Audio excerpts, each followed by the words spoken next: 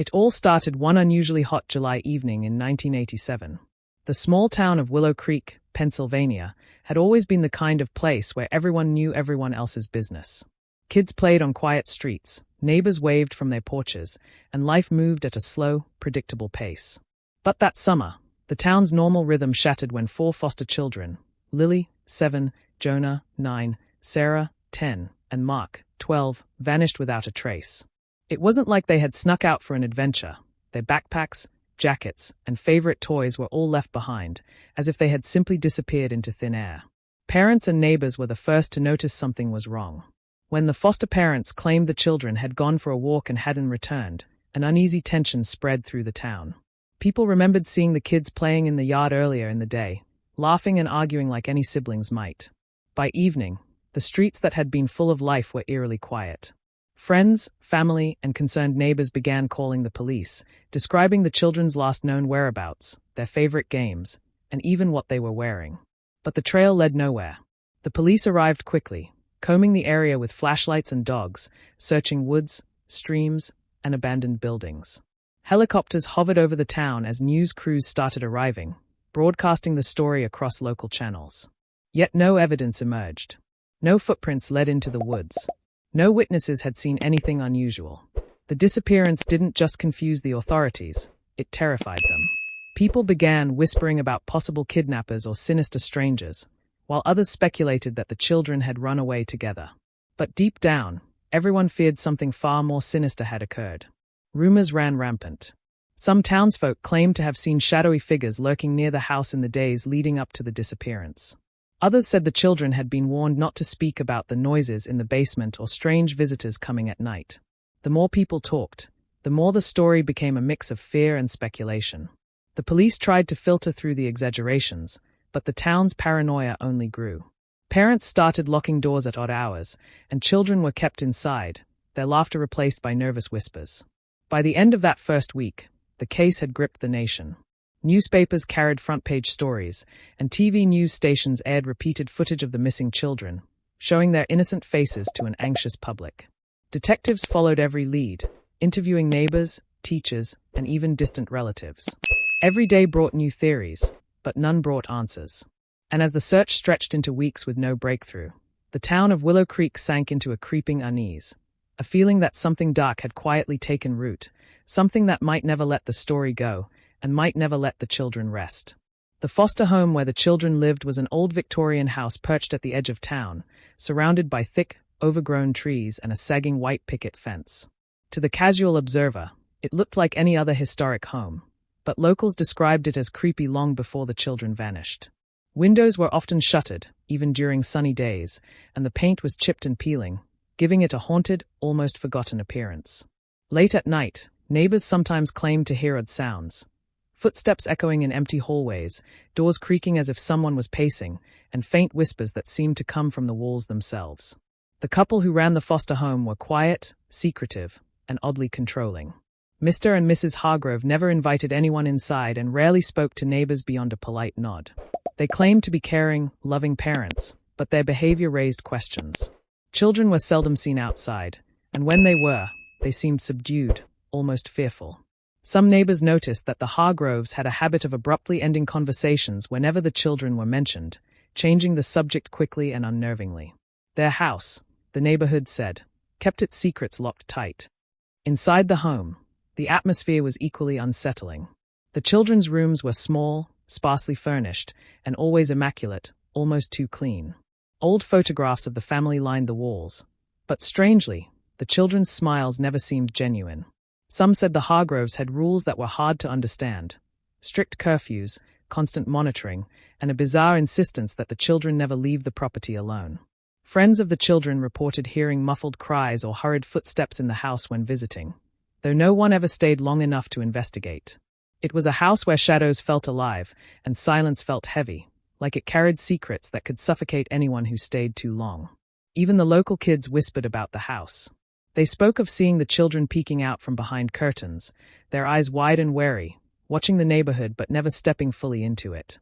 Some claimed that when they approached the yard to play or talk, the Hargroves would suddenly appear in doorways, their faces tight with warning, forcing the kids to retreat. The whispers grew over time, and soon a sense of fear hung over the street where the house stood, as if the children themselves were trapped by invisible chains within the walls of that old home. Yet for all the rumors, no concrete evidence of wrongdoing existed, at least, not yet. The Hargroves maintained a carefully constructed facade of respectability, attending town events, smiling at neighbors, and hosting charity drives. But beneath the polite veneer, the house seemed to pulse with something darker, something hidden behind locked doors and heavy shadows. And as the days leading up to the children's disappearance unfolded, the house itself began to feel like a living entity, watching, waiting, and keeping secrets that would take decades to uncover. As the years passed, the disappearance of the 4 foster children became one of Willow Creek's most haunting mysteries. Police files grew thick with reports, tips, and witness statements, but every lead seemed to vanish into thin air. Neighbors who had once whispered about the Hargrove house slowly stopped talking, either out of fear or frustration, and the case began to fade from the daily headlines. For many, the children became a ghostly memory, a painful reminder of something unspeakably wrong lurking just beneath the surface of their quiet town. Detectives continued their investigations, tirelessly reviewing old photographs, interview transcripts, and neighborhood reports. Yet every clue seemed to lead nowhere. Footprints that could have belonged to the children turned out to be generic, random prints in the dirt. Sightings of the kids in nearby towns always fizzled into false alarms. Even strangers who claimed to have seen them were proven unreliable. The case grew colder with each passing year, and frustration mounted. Families of the missing children grew desperate, clinging to the hope that someone, somewhere, had answers that could finally break the silence. Meanwhile, the house itself began to decay. The Hargrove property, once meticulously maintained, became a shadow of its former self, windows shattered, paint peeling, and weeds overtaking the lawn. Rumors swirled that the house was haunted, not just by the children's spirits, but by the weight of its own dark secrets. Locals avoided it, especially after sunset, saying that strange lights flickered in the windows, and that from time to time, faint cries could be heard carried on the wind. Even decades later, people swore the house itself seemed alive, silently holding onto the secrets that law enforcement could never uncover. Occasionally, someone would come forward with a tip or a sighting, reigniting hope in the hearts of the desperate. A truck driver claimed he had seen children matching their descriptions near a rest stop in a neighboring state. A retired teacher swore she had received an anonymous call hinting at the children's whereabouts. Each lead would send investigators scrambling, yet every thread dissolved into frustration, leaving only more questions than answers. The trail, it seemed, had gone completely cold, frozen in time, leaving the town trapped in a lingering shadow of fear and uncertainty. Despite the lack of progress, the case never fully disappeared from the minds of Willow Creek's residents. Parents whispered the story to their children, warning them about stranger danger, though the real danger had always been closer than anyone imagined. Every so often, new detectives would arrive, determined to find the truth, only to leave shaking their heads at the dead ends and false leads. And somewhere within the silent walls of the Hargrove house, the evidence of what had really happened waited patiently, hidden from sight, as if the house itself was daring someone to uncover the secret that had eluded the town for decades. In 2018, more than 3 decades after the children disappeared, a new family purchased the old Hargrove house, unaware of the dark history that lingered within its walls. The first time they ventured into the basement, a cold, musty air hit them like a wall, carrying with it a faint, almost imperceptible hum. At first, they assumed it was the house settling, the kind of groaning sounds that old Victorian homes made at night. But as they explored deeper, a series of strange details began to emerge: scuffed floors, half-hidden corners, and scratches on the walls that didn't appear to be accidental. Something about the basement felt alive, as if it were watching, waiting. The family noticed odd markings etched into the walls. Symbols, letters, and words were scrawled in what appeared to be a child's handwriting. Words like "help us," "don't trust them," and "please" stared back at them from the peeling plaster. It was unsettling to think that these markings had been left decades earlier, messages frozen in time by fear and desperation. Old toys lay scattered in corners, tattered dolls, broken blocks, and rusted toy cars. These remnants of childhood, untouched for years, seemed to echo the innocence that had been stolen, haunting the basement with their silent presence. As they continued their exploration, the family began hearing things they couldn't explain. Soft whispers, almost imperceptible, seemed to come from the farthest corners of the basement. The kind of whispers that made your skin crawl and your heart race, quiet at first, then growing slightly louder when they paused to listen. Doors that had been locked for decades seemed to creak open on their own, and the faint scuffing of footsteps echoed across the concrete floor. The house was no longer just a house.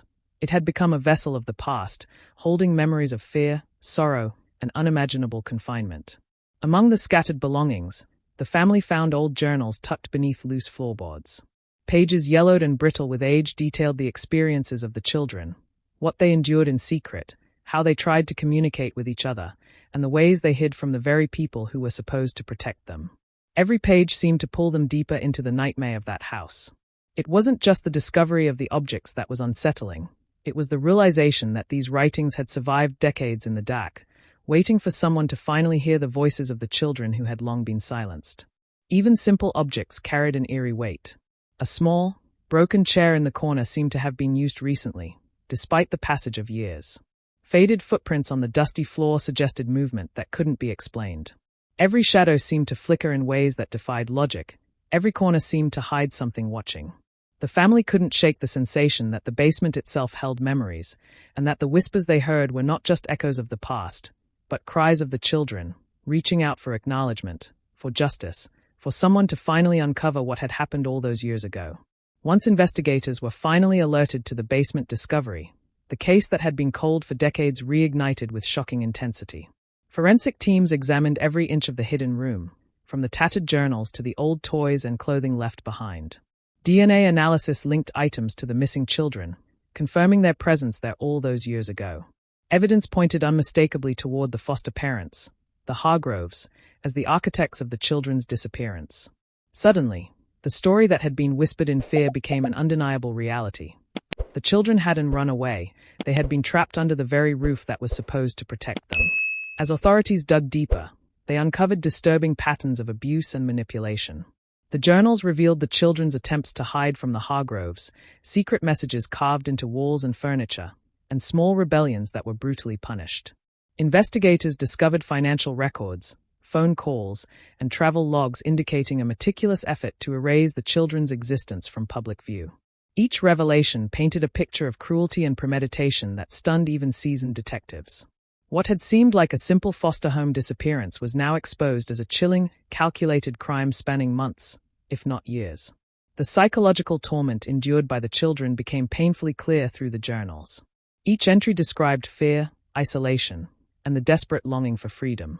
The children documented events meticulously, when meals were given, when they were confined, when the Hargroves' moods shifted from calm to violent. Their writing revealed the growth of a shared resilience, small acts of defiance, and an unbroken hope that someone would eventually find them. The words on those brittle pages brought the past to life in a haunting way, allowing the investigators, and now the world, to witness the silent suffering that had been hidden for decades. Community members reacted with disbelief and horror as news of the basement and the journals spread. The Hargroves, once respected and considered model foster parents, were now publicly accused of orchestrating one of the most disturbing crimes in the town's history. People began revisiting their own memories, odd behaviors, strange sounds, the way the children appeared timid and withdrawn, and realizing that the warning signs had always been there.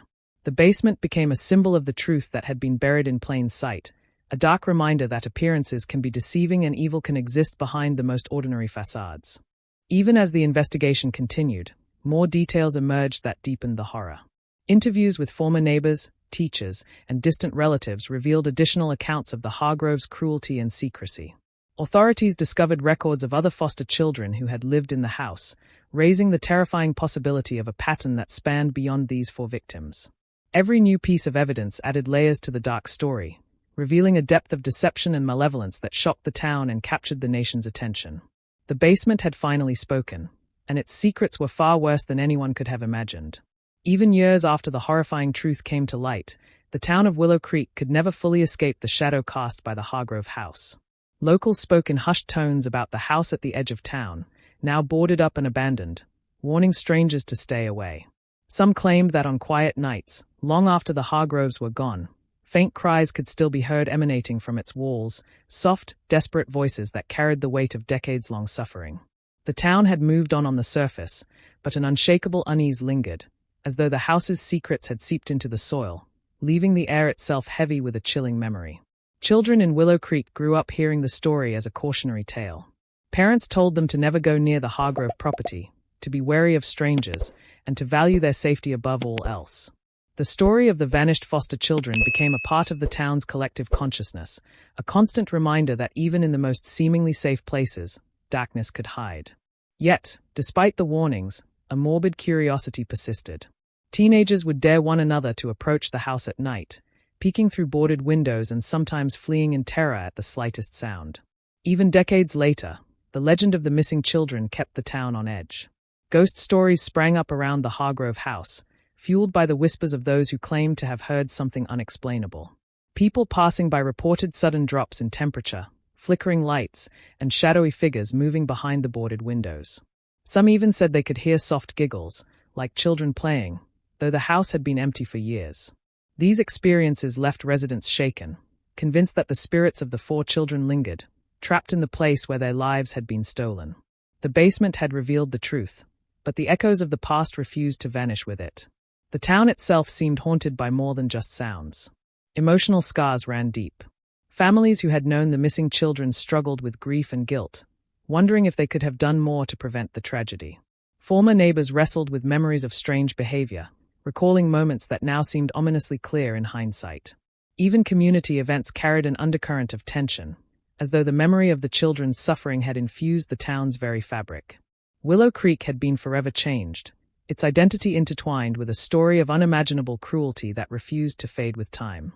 Even as the Hargrove house stood silent and empty, a sense of unease lingered across Willow Creek. The case remained a haunting topic for journalists, historians, and true crime enthusiasts who traveled from miles away to glimpse the house that had held the town's darkest secret. Its presence was a reminder that evil can often hide in plain sight, behind respectable facades and quiet streets. And though the children's voices had finally been heard through the journals and the basement, their story became more than a tale of tragedy. It became a permanent scar on the town, a chilling testament to the darkness that can live undetected among us, and a cautionary tale that would echo through generations. As the years pass, the Hargrove house remains a silent witness, its boarded windows and decaying walls guarding the memories of those lost children. Willow Creek may try to move on, but the whispers of the basement, the journals, and the remnants of those innocent lives will never let the town forget. The story of Lily, Jonah, Sarah, and Mark is a stark reminder that darkness can hide behind ordinary walls, and sometimes, the most terrifying secrets are the ones that wait patiently for decades to be uncovered. And though justice was finally served, the echoes of their lives and their suffering linger, warning us all, pay attention to the signs, trust your instincts, and remember that some houses hold more than just memories, they hold the voices of those who were never truly free. The basement spoke. The town listened. And the story of the 4 vanished children will haunt the halls of Willow Creek forever.